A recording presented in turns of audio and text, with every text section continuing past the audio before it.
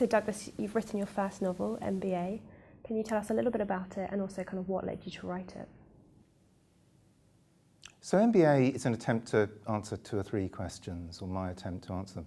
One is, what happens to a 30-year-old ambitious young man, a couple of years out of his own MBA degree, whose career is going really well. He's ambitious to become one of the top people in business. And suddenly he gets fired, and suddenly he ends up spending an intense amount of time, which he didn't expect, with a lot of the fat cats. And if we talk about the occupying 99%, 1%, we're talking now about the 0.1%. And it causes Ben to stop and think, does he actually want to become one of those people? It's also an attempt to answer a question. Business schools are part of universities, and their job in a simple way is to try and find the truth, research the truth, discover new knowledge and share it with us for the good of society. I've spent some time in business schools after finishing a late career doctorate, and I kind of wondered, what might it be like if actually at a business school we did discover the truth, the real truth, whatever that might mean, about business and society, even if we could only discover it for a short period of time. So those are kind of 2 of the things which drive it. I came to write it, my first novel. I finished being a headhunter. I spent 18 years as a headhunter. I finished being a headhunter in 2007. And I had this strange impulse to write a farce about leadership. I'll be very straightforward, I had no track record of performing humour or writing humour. It seemed like an absolutely crazy desire, which I thought would probably go away after a few months of being sensible about it. But it didn't go away. So what I did was I followed the advice that I myself, now I work as a career coach, give to people, which is actually, if a desire comes that doesn't go away after you've had a few cold showers, then you probably owe it to yourself to take it seriously. And taking it seriously doesn't mean making a rash decision to write a first novel all the way through to the end. Taking it seriously for me said, okay, well, what would a sensible first step to test it out be? So I looked for someone on the internet. I thought, I want someone who writes humour professionally, who does a little bit of work with beginners, and I'll see if I can find someone like that and see where the journey goes. Yeah. So for you, was the real starting point the rise of the business school and kind of having a look at what that means? I had 2 starting points. At exactly the same time I left, I started a late career doctorate. So during the time I started writing it, I was spending a lot of time at business schools. And it just struck me that they are a wonderful location for farce because they're a stage set on which so many different worlds collide. And at the same time, I began to become aware of how they had multiplied in society. I mean, I'm of a generation, I was born in 1957. Now, business schools were invented in America, really, so although they're now a global phenomenon. So about 1957, there were about 150 business schools in America, and there were about 130 law schools and 100-something medical schools. Now, there are, let's say, 200 law schools and maybe 150 medical schools, and there are 950 business schools in America alone. They've exploded over society, and yes, that seemed to me, that's worth looking into. They're kind of everywhere, but I wasn't aware of something that really looked into them in an interesting way. So that was part of it. But the other part of it was just about leadership and laughter. That impulse I described, why was I wanting to write something funny when I had never kind of tried to be funny before? I kind of think there's 2 basic reasons someone might have to want to be funny. Either is you want to be a funny person, or you want to be truthful and you think the world's quite funny if we stop and think about it. Being honest, of course there's a bit of the first. It'd be dishonest of me to pretend there isn't. But actually, I mainly think the world of really senior leaders, it's quite funny if we stop to think about it. So let's talk a little bit about Ben, because he's young, he's eager, he's caught up in all those machinations of big business. Tell us a bit more about him and how he came about and how you wanted his journey to develop across the book. I knew the theme I wanted his journey to explore. I didn't know where it was going to end up. So the question for Ben was going to be, someone ambitious, someone who wants to make a mark in the world, who starts out thinking that means replicating the kind of success that the previous generation, my generation, appeared to have defined as success. And then discovering that he didn't want it and then having to work something else out. And I didn't honestly know exactly what that something else was going to be. So what does he do? He's forced to confront by the events in the book and by the woman, Connie, who comes into his life, or in truth comes back into his life, although he didn't first time round realise that she was in his life. He's forced to work out what it is he wants and to say, actually, I want to define a kind of success for myself where I don't end up saying, I wish I hadn't gone to business school, or I'm against markets, or I'm just against capitalism. But you can see by the end, I mean, partly he's now in a relationship, he's a father, and certainly I absolutely see as a career coach, and I'm delighted that more and more men actually are taking fatherhood as something that they want to integrate in a planned way into their career. But he ends up doing something using his business skills, but where he's his own boss, and where he realizes that the kind of work he chooses to do, the kind of way he chooses to behave, whether that's to customers, to employees, to his business partners, or to society at large, is something ethical, and those ethical questions are not ones that he shuffles off onto the heads of either philosophers or captains of industry. They become questions that he wants to take responsibility for the ethical decisions in his own business life. Definitely. I think it's interesting that you talk about ethics, because the Ben at the start of the novel is completely different to the Ben we meet at the end of the novel. Let's talk a little bit more about some of the other characters that kind of influence him, because it feels to me that he goes on a bit of a not necessarily a coming of age, or a kind of coming of heart, where he starts to really think about the world around him and what part he wants to play in that. So Connie, for example, in a way you could say she goes on a bit of a coming of head journey. I do teach classes from time to time at Chaos Business School here in London. One of the things I most enjoy teaching about is power and politics. And Connie's journey, she's full of heart. And she left the private sector because her business was destroyed by some underhand behaviour. And she doesn't realise initially, but she comes to realise that that was by Ben. Anyway, that experience of making a whole company of people redundant in a setting where there wasn't a lot of other work for them scars her, and she decides to take her skills, which are in personnel, into the public sector, and she moves into the NHS.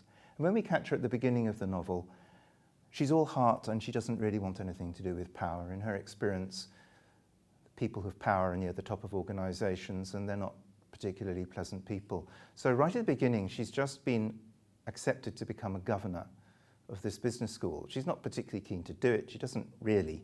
It's not something she's lusting for to build up her CV. But the journey she goes on, as she takes that responsibility seriously, she comes to have to make some decisions.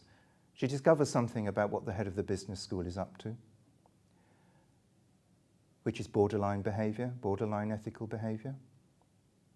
And she has to decide whether she's going to use that to force the head of the business school out right away, or whether the ethical questions she's grappling with are a bit more complicated than that. She ends up thinking they are a bit more complicated than that. She does end up making the head of the business school leave, but in a way that's a bit of a compromise. And so she's actually coming to terms with the fact that she has power, and that exercising power is tricky. But the truth is, and this was what Machiavelli was trying to say, I think, if the good people in the world, whoever we think they are, decide that power's dirty and they're not willing to use it, we end up with a world in which all the power is used by people who aren't the good people in the world. And it's interesting that you say that, because I think there's a lot of characters in the book that are questioning their idea of ethics, and they have slightly different ideas of where on the kind of ethical spectrum things should take place. Was it fun for you to play around with characters who have different ideas about how ethics and business should come together? Absolutely. And I mean, this book would not have come to be, it's a first novel, this book would not have come to be without some outstanding kind of teaching, mentoring and editing contributions, well, from Guy Meredith, from Craig Taylor and from Martha Ellen Zenfel. A common refrain for all of them was, God, Douglas, you know, this is a first novel. You've got so many characters, so many points of view. Is this really wise? I remember Craig, after his major read-through of it, said, actually, I see what you're trying to do, so try and work with it, but it means you've got to kind of simplify.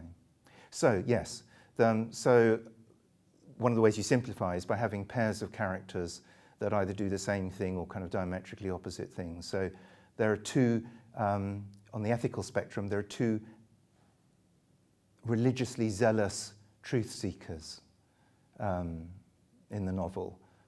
Greg, the chauffeur, and Frank, the academic.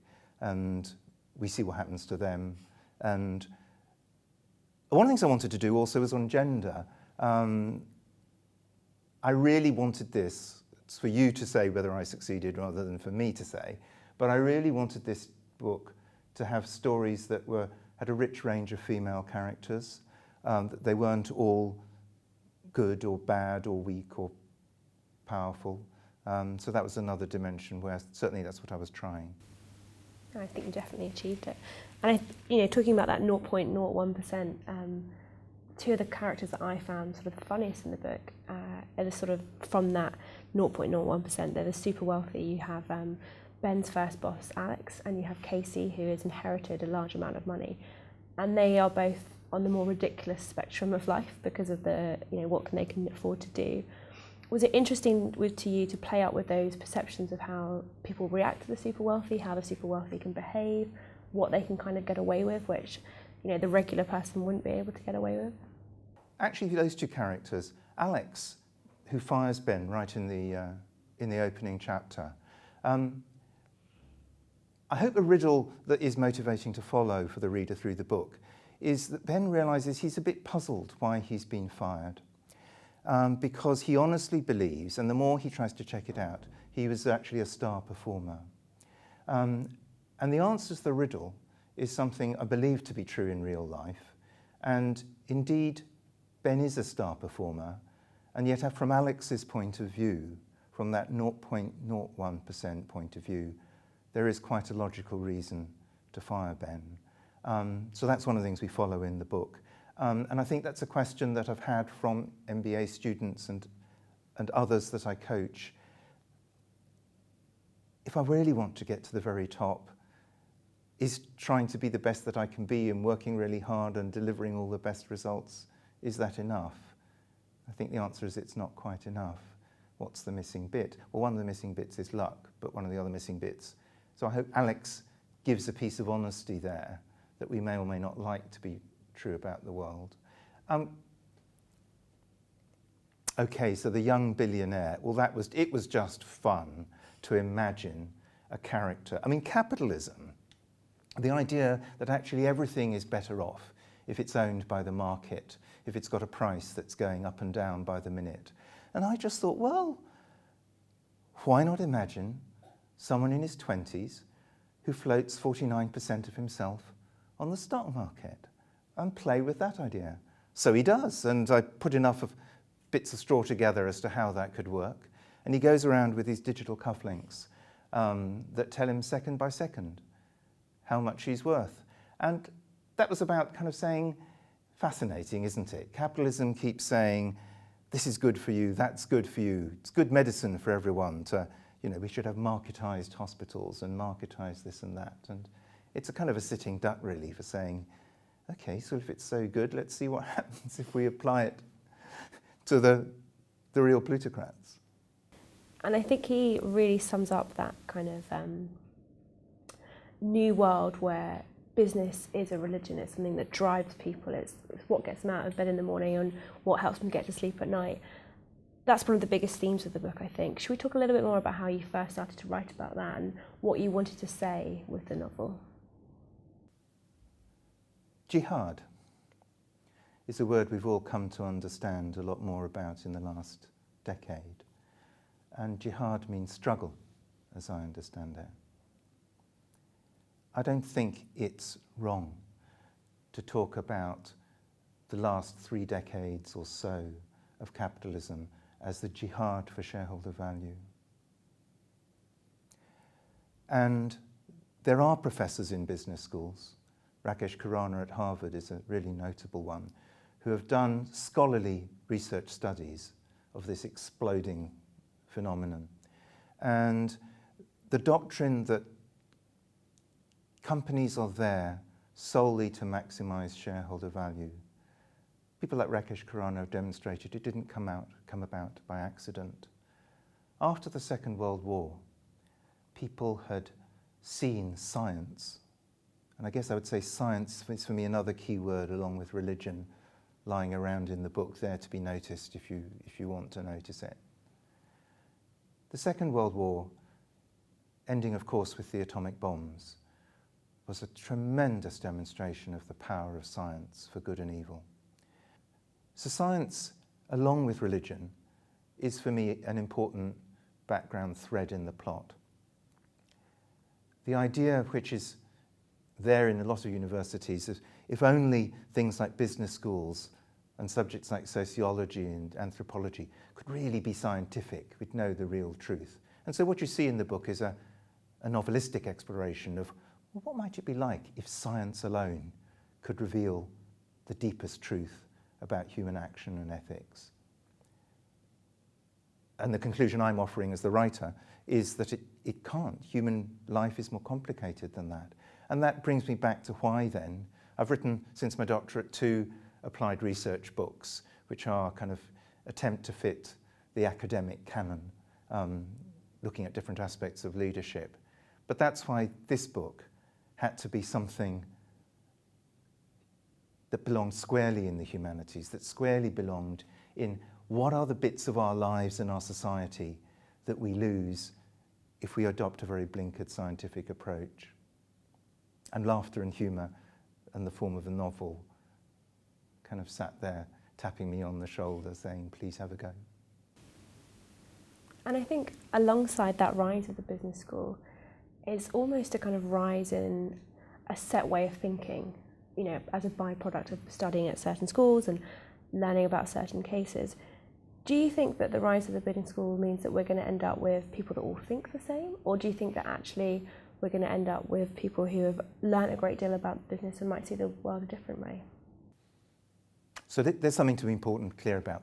Within business schools, there is a highly admirable small minority of professors, I've named one earlier, who are in the forefront, and I name some of them in the acknowledgements at the back of the book, in the forefront of doing what an academic should do, which is pointing out the problems in their own institutions. But the truth is they are in a minority, and also there's the market force of the students. Business schools talk about MBA students coming, and only a minority of the students come really to learn in a deep sense, to have fixed beliefs potentially challenged. More of them come wanting to increase their wealth and their salary. And of course the media, this is a big, big economic game. The Financial Times, Wall Street Journal publish league tables, and often an element of the league table of a business school is literally the salaries of the people on leaving compared to the salaries when they arrived.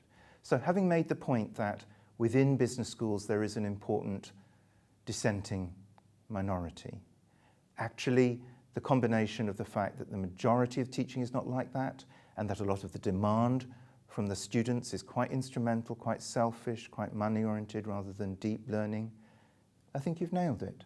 I put it this way.